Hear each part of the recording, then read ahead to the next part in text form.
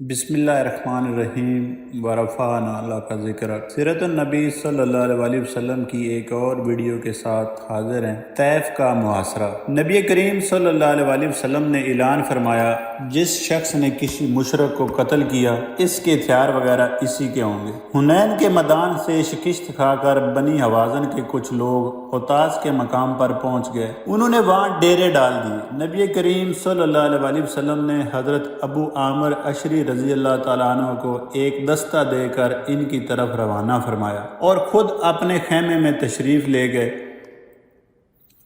حضرت عائض بن عمر رضی اللہ تعالیٰ عنہ سے روایت ہے کہ غزوہ حنین میں میری پیشانی میں ایک تیر آ کر لگا، خون بہہ کر میرے سینے پر گرنے لگا۔ نبی کریم صلی اللہ علیہ وسلم نے اپنا دست مبارک میری پیشانی سے پیٹ تک پھیرا، خون اسی وقت بند ہو گیا اور میرے لیے دعا فرمائی۔ آپ صلی اللہ علیہ وسلم کے ہاتھ کا نشان میری پیشانی پر باقی رہ گیا۔ حضرت خالد بن ولید رضی اللہ تعالیٰ عنہ بھی اس جنگ میں زخمی ہوئے تھے۔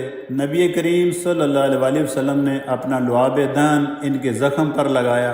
وہ فرماتے ہیں کہ تکلیف اسی وقت جاتی رہی۔ حنین میں مشرکوں کی شکست کے بعد بہت سے لوگ مسلمان ہو گئے۔ وہ جان گئے تھے کہ رسول اکرم صلی اللہ علیہ وسلم کو اللہ تعالیٰ کی مدد حاصل ہے۔ پھر آپ صلی اللہ علیہ وسلم نے حکم فرمایا، تمام قیدی اور مال غنیمت ایک جگہ جمع کر دیا جائے۔ جب یہ مال غنیمت اور قیدی جمع ہو گئے تو آپ صلی اللہ علیہ وسلم نے یہ سب کچھ جرانہ کے مقام پر بھجوا دیا۔ غزوہ طیف سے واپسی تک یہ سارا سامان وہیں رہا، یعنی اس کے بعد مسلمانوں میں تقسیم ہوا۔ پھر نبی کریم صلی اللہ علیہ وسلم کو معلوم ہوا کہ بنی حوازن اور اس کا سالار مالک بن عوف شکست کھانے کے بعد طیف پہنچ گئے۔ طیف اس وقت بھی ایک بڑا شہر تھا۔ ان لوگوں کو وہاں ایک قلعہ میں پناہ لے رکھی تھی۔ یہ اطلاع ملنے پر نبی کریم صلی اللہ علیہ وسلم طیف کی طرف روانہ ہوئے۔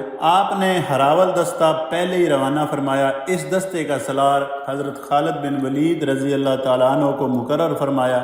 آخر یہ لشکر طیف پہنچ گیا اور اس قلعے کے پاس جا ٹھہرا جس میں مالک بن عوف اور اس کا بچا کچا لشکر پناہ لے چکا تھا۔ مشرکوں نے جو ہی اسلامی لشکر کو دیکھا انہوں نے قلعے پر سے زبردست تیر اندازی کی۔ ان تیروں سے بہت سے مسلمان زخمی ہو گئے۔ ایک تیر حضرت ابو سفیان بن حرب رضی اللہ تعالیٰ عنہ کی آنکھ میں لگا، ان کی آنکھ باہر نکل آئی۔ یہ اپنی آنکھ ہتھیلی پر رکھے نبی کریم صلی اللہ علیہ وسلم کی خدمت میں آئے اور عرض کیا، اللہ کے رسول صلی اللہ علیہ وسلم، میری یہ آنکھ اللہ کے راستے میں جاتی رہی۔ نبی کریم صلی اللہ علیہ وسلم نے ارشاد فرمایا، اگر تم چاہو تو میں دعا کروں گا اور تمہاری یہ آنکھ واپس اپنی جگہ پر ٹھیک ہو جائے گی، اگر آنکھ نہ چاہو تو پھر بدلے میں جنت ملے گی۔ اس پر انہوں نے فرمایا، مجھے تو جنت ہی عزیز ہے۔ یہ کہا اور آنکھ پھینک دی۔ غزوہ طیف میں جو لوگ تیروں سے زخمی ہوئے تھے ان میں سے 12 آدمی شہادت پا گئے۔ آخر نبی کریم صلی اللہ علیہ وسلم قلعہ کے پاس سے ہٹ کر اس جگہ آ گئے جہاں اب مسجد طیف ہے۔ قلعے کا محاصرہ جاری تھا کہ حضرت خالد بن ولید رضی اللہ تعالیٰ عنہ لشکر لے کر آگے نکل پڑے اور پکارے، کوئی ہے جو میرے مقابلے پر آئے؟ ان کی للکار کے جواب میں کوئی مقابلہ کرنے کے لیے نہ آیا۔ قلعے کے اوپر سے عبد یا لیل نے کہا، ہم میں سے کوئی شخص بھی قلعے سے اتر کر تمہارے پاس نہیں آئے گا، ہم قلعہ بند رہیں گے، ہمارے پاس کھانے پینے کا اتنا سامان ہے کہ ہمیں برسوں کافی ہو سکتا ہے، جب تک ہمارا غلہ ختم نہیں ہو جاتا ہم باہر نہیں آئیں گے، تم اس وقت تک ٹھہر سکتے ہو تو ٹھہرے رہو۔ محاصرے کو جب کئی دن گزر گئے تو حضرت عمر رضی اللہ تعالیٰ نے نبی کریم صلی اللہ علیہ وسلم سے پوچھا، آپ طیف والوں پر فیصلہ کن حملہ کیوں نہیں فرما رہے؟ اس کے جواب میں نبی کریم صلی اللہ علیہ وسلم نے فرمایا، ابھی مجھے طیف والوں کے خلاف کارروائی کرنے کا حکم نہیں ملا، میرا خیال ہے کہ ہم اس وقت اس شہر کو فتح نہیں کریں گے۔ آخر جب اللہ تعالیٰ کی طرف سے حکم نہ ملا تو نبی کریم صلی اللہ علیہ وسلم نے واپسی کا حکم فرما دیا۔ لوگوں کو فتح کے بغیر واپس جانا اچھا نہ لگا۔ نبی کریم صلی اللہ علیہ وسلم نے ان کی ناگواری بھانپ لی، چنانچہ فرمایا، اچھا تو پھر حملے کی تیاری کرو۔ لوگوں نے فوراً حملے کی تیاری کی اور قلعے پر دھاوا بول دیا۔ ادھر سے تیر اندازی شروع ہو گئی۔ اس طرح بہت سے مسلمان زخمی ہو گئے۔ اس کے بعد آپ نے پھر اعلان فرمایا، اب ہم انشاءاللہ روانہ ہو رہے ہیں۔ اس مرتبہ یہ اعلان سن کر لوگ خوش ہو گئے اور فرمان برداری کے ساتھ کوچ کی تیاری کرنے لگے۔ یہ دیکھ کر آپ صلی اللہ علیہ وسلم ہنس پڑے۔ آپ کو ہنسی اس بات پر آئی کہ پہلے تو لڑنے پر تیار تھے اور واپس جانا برا محسوس کر رہے تھے، اب کس قدر جلد اور خوشی سے واپس جانے کے لیے تیار ہو گئے۔ دراصل اب صحابہ کرام رضوان اللہ اجمعین نے جان لیا تھا کہ اللہ کے رسول کی رائے ہی بالکل درست تھی۔ واپسی روانگی کے وقت نبی کریم صلی اللہ علیہ وسلم نے ارشاد فرمایا، اللہ تعالیٰ کے سوا کوئی معبود نہیں، اس کا وعدہ سچا ہے، اس نے اپنے بندے کی مدد فرمائی، اس اکیلے نے عذاب کو شکست دی۔ عذاب کا مطلب ہے وہ فوج جس میں بہت سے گروہ جمع ہوں۔ کچھ آگے بڑھنے پر آپ صلی اللہ علیہ وسلم نے فرمایا، ہم لوٹنے والے ہیں، توبہ کرنے والے ہیں اور عبادت کرنے والے ہیں، اپنے پروردگار کی اور اسی کی تعریفیں بیان کرتے ہیں۔ طائف وہ شہر تھا جہاں کے لوگوں نے ہجرت سے پہلے بھی نبی کریم صلی اللہ علیہ وسلم کو بہت ستایا تھا، لو لہان کر دیا تھا، مگر اس کے باوجود پہلے بھی نبی کریم صلی اللہ علیہ وسلم نے ان کے لیے بد دعا نہیں کی تھی، اور اب بھی آپ صلی اللہ علیہ وسلم طائف کے لوگوں کے لیے یہ دعا فرمائی، اے اللہ بنی ثقیف کو ہدایت عطا فرما اور انہیں مسلمان ہونے کی حیثیت سے ہمارے پاس بھیج دے۔ اس لڑائی میں حضرت ابوبکر صدیق رضی اللہ تعالیٰ عنہ کے بیٹے حضرت عبداللہ رضی اللہ تعالیٰ عنہ بھی زخمی ہوئے تھے۔ اس زخم کے اثر سے وہ چند سال بعد حضرت ابوبکر صدیق رضی اللہ تعالیٰ عنہ کی خلافت میں انتقال کر گئے۔ واپسی کے سفر میں جب نبی کریم صلی اللہ علیہ وسلم جارانہ کے مقام پر پہنچنے کے لیے نشیب میں اترے تو وہاں سراقہ بن مالک ملے۔ سراقہ وہ شخص ہے کہ جب نبی کریم صلی اللہ علیہ وسلم نے حضرت ابوبکر صدیق رضی اللہ تعالیٰ عنہ کے ساتھ مکہ سے مدینہ کی طرف ہجرت کی تو انہوں نے انعام کے لالچ میں آپ صلی اللہ علیہ وسلم کا تعاقب کیا تھا۔ نزدیک پہنچنے پر ان کے گھوڑے کے پاؤں زمین میں دھنس گئے تھے۔ انہوں نے معافی مانگی تو گھوڑے کے پاؤں نکل آئے۔ یہ پھر قتل کے ارادے سے آگے بڑھے تو پھر گھوڑے کے پاؤں دھنس گئے۔ 3 بار ایسا ہوا۔ آخر انہیں عقل آ گئی اور سچے دل سے معافی مانگی، پھر واپس لوٹ گئے تھے۔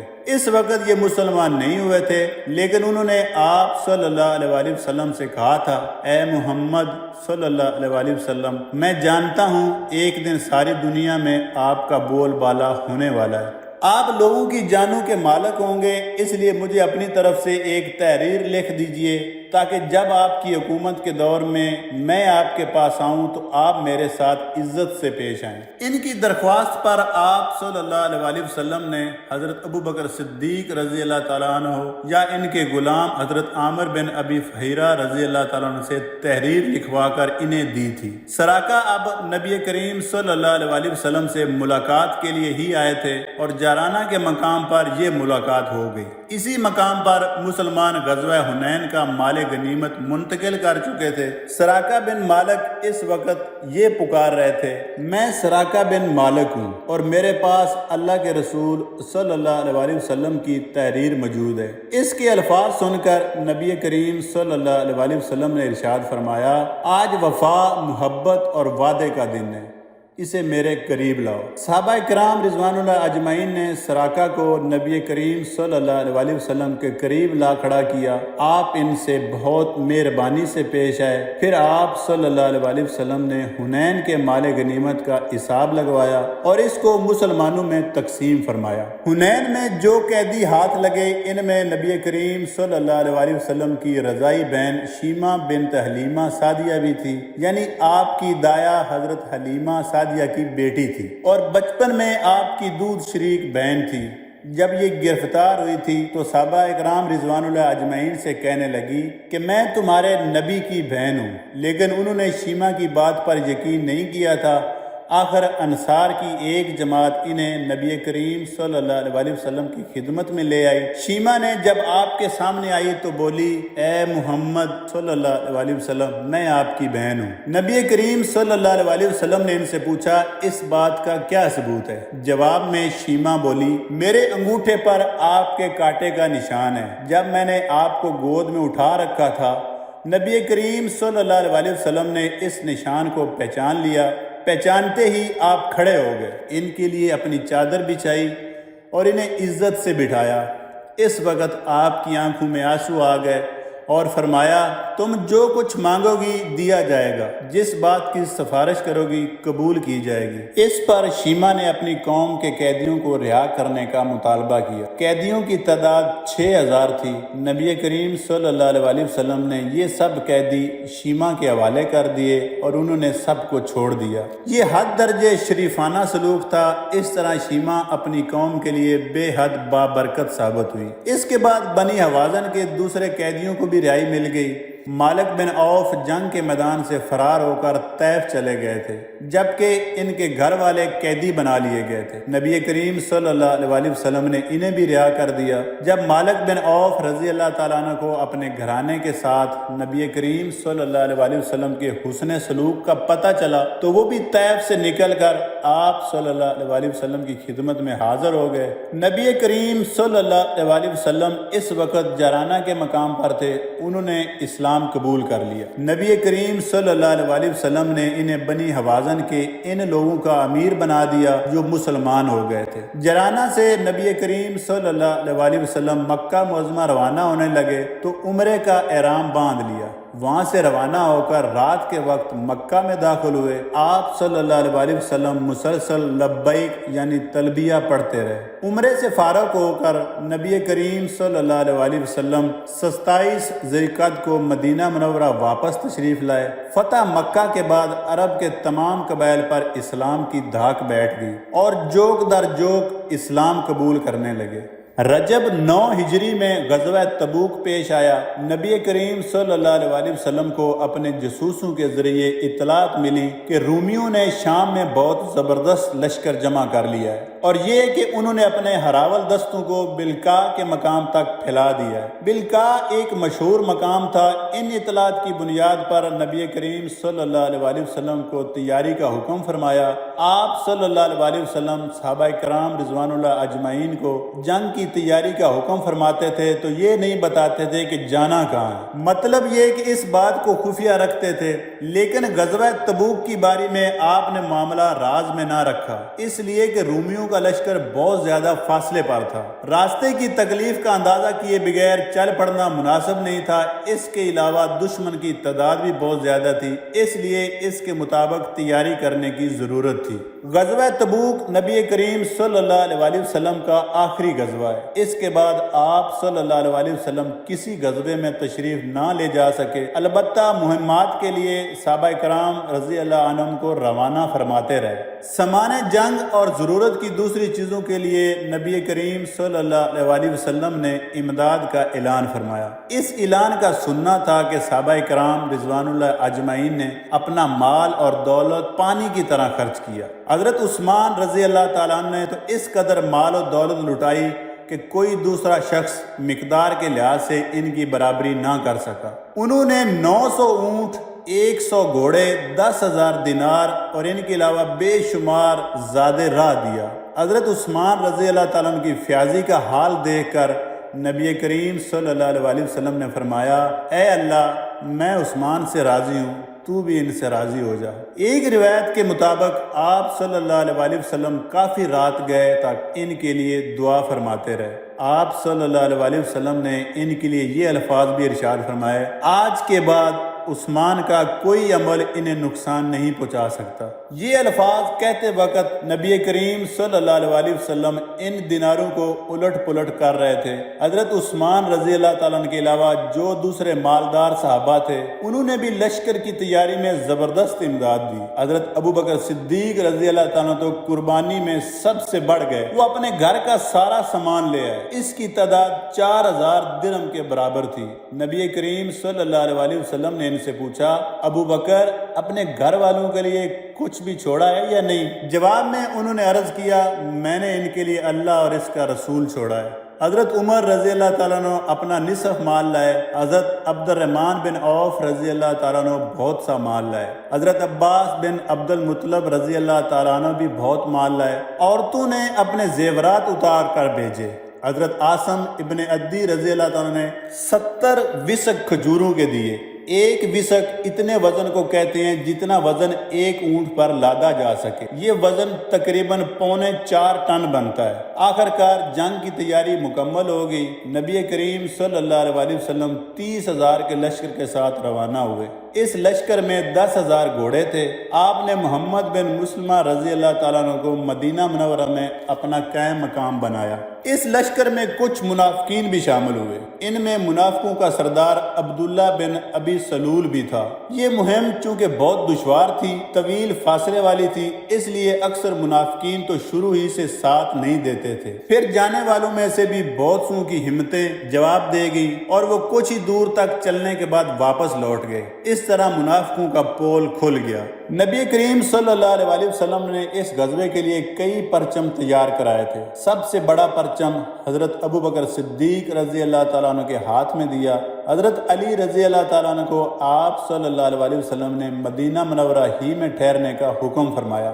اس پر حضرت علی رضی اللہ تعالیٰ عنہ کو پریشانی محسوس ہوئی تو آپ صلی اللہ علیہ وسلم نے ارشاد فرمایا، کیا تم اس بات سے خوش نہیں ہو کہ تمہاری حیثیت میرے لیے وہی ہو جو موسیٰ علیہ السلام کے لیے ہارون علیہ السلام کی تھی؟ فرق یہ ہے کہ ہارون علیہ السلام نبی تھے اور میرے بعد کوئی نبی نہیں۔ یہ سن کر حضرت علی رضی اللہ تعالیٰ عنہ مطمئن ہو گئے۔ سوائے غزوہ تبوک کے اور کوئی غزوہ ایسا نہیں جس میں حضرت علی رضی اللہ تعالیٰ عنہ شریک نہ ہوئے ہوں۔ اس سفر کے دوران تبوک کی طرف جاتے ہوئے نبی کریم صلی اللہ علیہ وسلم اور صحابہ کرام رضوان اللہ اجمعین ان کھنڈرات کے پاس سے گزرے جو قوم سمود کا وطن تھا اور جنہیں اللہ تعالیٰ نے عذاب سے تباہ و برباد کر دیا تھا۔ اس مقام سے گزرتے وقت نبی کریم صلی اللہ علیہ وسلم نے اپنے سر مبارک پر کپڑا ڈال لیا تھا اور سواری کی رفتار تیز کر دی تھی تاکہ جلد از جلد وہاں سے گزر جائیں۔ آپ صلی اللہ علیہ وسلم نے صحابہ کرام رضی اللہ عنہم سے فرمایا تھا، ان کھنڈرات کے پاس سے روتے ہوئے گزرو، کہیں تم بھی اس بلا میں گرفتار نہ ہو جاؤ جس میں یہ قوم ہوئی تھی۔ آپ نے یہ اعلان بھی فرمایا، آج رات ان پر آندھی کا زبردست طوفان آئے گا، جس کے پاس اونٹ یا گھوڑا ہے وہ اس کو باندھ کر رکھے۔ ساتھ میں آپ صلی اللہ علیہ وسلم نے حکم فرمایا، آج رات کوئی شخص تنہا اپنے پڑاؤ سے باہر نہ جائے بلکہ کسی نہ کسی کو اپنے ساتھ ضرور رکھے۔ پھر اتفاق ایسا ہوا کہ ایک شخص کسی ضرورت سے تنہا باہر نکل گیا، نتیجہ یہ کہ اس کا دم گھٹ گیا۔ دوسرا شخص اپنے اونٹ کی تلاش میں نکل گیا، اس کا انجام یہ ہوا کہ ہوا اسے اڑا لے گئی اور پہاڑوں پر جا پھینکا۔ نبی کریم صلی اللہ علیہ وسلم کو جب ان دو واقعات کا علم ہوا تو فرمایا، کیا میں نے کہا نہیں تھا کہ کوئی تنہا نہ جائے، باہر جانا پڑ جائے تو کسی کو ساتھ لے کر نکلے۔ اس سفر کے دوران ایک روز پانی بالکل ختم ہو گیا، پیاس نے لوگوں کو پریشان کر دیا۔ آخر لوگوں نے حضور اقدس صلی اللہ علیہ وسلم سے ذکر کیا۔ آپ صلی اللہ علیہ وسلم نے دعا کے لیے ہاتھ اٹھا دیے۔ آپ صلی اللہ علیہ وسلم اس وقت تک ہاتھ اٹھائے رہے جب تک کہ بارش نہ ہو گئی، اور اتنی بارش ہوئی کہ سب سیراب ہو گئے۔ لشکر نے اپنے برتن بھی بھر لیے۔ ان حالات میں نبی کریم صلی اللہ علیہ وسلم کی اونٹنی گم ہو گئی۔ آپ صلی اللہ علیہ وسلم نے اونٹنی کو تلاش کرنے کا حکم فرمایا۔ لشکر میں کچھ منافق رہ گئے تھے، وہ واپس نہیں گئے تھے۔ اس موقع پر وہ کہنے لگے، محمد صلی اللہ علیہ وسلم کا دعویٰ تو یہ ہے کہ وہ نبی ہیں اور یہ مسلمانوں کو آسمان کی خبریں سناتے ہیں، لیکن انہیں یہ معلوم نہیں کہ ان کی اونٹنی کہاں ہے۔ نبی کریم صلی اللہ علیہ وسلم تک منافقوں کی یہ باتیں فوراً ہی پہنچ گئی۔ آپ صلی اللہ علیہ وسلم نے لوگوں کے سامنے ارشاد فرمایا، مجھ تک کچھ لوگوں کی یہ بات پہنچی ہے، اللہ کی قسم میں انہی باتوں کو جانتا ہوں جو اللہ تعالیٰ مجھے بتا دیتے ہیں، اور اونٹنی کے بارے میں مجھے ابھی اللہ تعالیٰ نے بتایا ہے کہ وہ فلاں وادی میں ہے،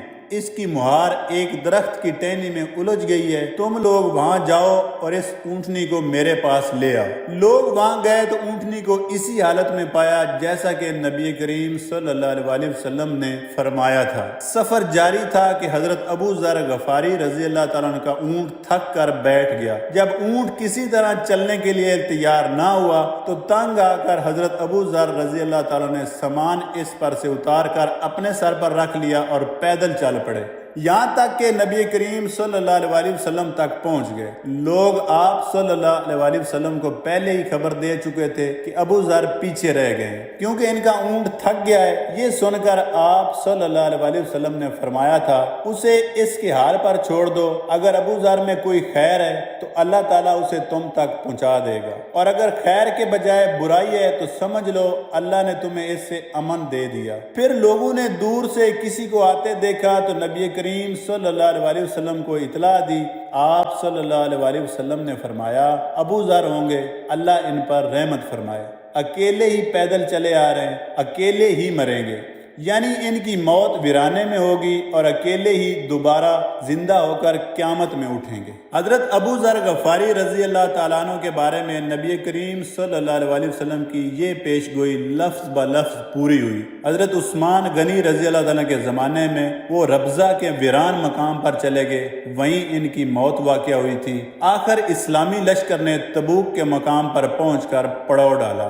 آج تک کے لیے میرے دوستو اتنا ہی، ملتے ہیں اپنی نیکسٹ ویڈیو میں جس میں ہم دوبارہ اپنے پیارے نبی صلی اللہ علیہ وسلم کے بارے میں ذکر کریں گے۔ اللہ تعالیٰ کمی بیشی معاف فرمائے۔ والسلام۔